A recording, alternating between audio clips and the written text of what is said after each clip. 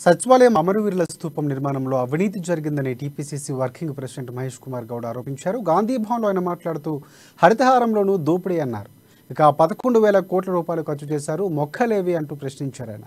ప్రభుత్వం ప్రకటించిన లెక్కలకు వాస్తవానికి చాలా తేడా ఉందన్నారు. హరితహారం కోసం చేసిన ఖర్చులో 70% డబ్బులు దోచేశారన్నారు. సర్కారు చెబుతున్నట్లు నాటిన మొక్కలకు రాష్ట్ర ప్రభుత్వం భూమి సరిపోదన్నారు. హరితహారంలోనూ ప్రభుత్వం కాకి లెక్కలు చెబుతుందన్నారు. దశాబ్ది ఉత్సవాల పేరిట ప్రజాధనం దుర్వినియోగం అవుతుందన్నారు. నీళ్లు, ఇసుక, చెట్లు, ప్రాజెక్టులు, లిక్కర దోపిడీలు చేస్తూ కేసీఆర్ ఫ్యామిలీ కోట్ల రూపాయలు అవినీతికి పాల్పడుతుందని వాపోయారు.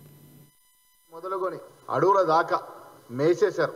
కేసీఆర్ కుటుంబ సభ్యులు ఒక్కొక్కరు ఒక డిపార్ట్మెంట్ చొప్పున ప్రజల సొత్తుని, ఆస్తుల్ని హరింపజేస్తా ఉన్నారు. హరీష్ రావు ఈ రాష్ట్రంలో మంత్రిగా ఉండి మైన్స్ ను కొల్లగొడతా ఉన్నాడు. కవితారావు, కేసీఆర్ గారి కూతురు, రాష్ట్రంలో దేశంలో మద్యం వ్యాపారంలో కోళ్లు గడిస్తా ఉన్నారు. మైన్స్ హరీష్ రావుకి, వైన్స్ కవితారావుకి, ల్యాండ్స్ కేటీఆర్ కి, కేసీఆర్ కి, అడుగులేమో సంతోష్ రావుకి. ఇవాళ వనమోత్సవాలు ఏదో జరుపుతా ఉన్నారు, హరితహారం గొప్పగా చేశానని.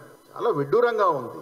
వాళ్ళు ఇచ్చిన లెక్కల ప్రకారం దాదాపుగా 10,822 కోట్లు ఇప్పటి వరకు హరితహారం మీద హెచ్చించినారు, ఖర్చు పెట్టినారు.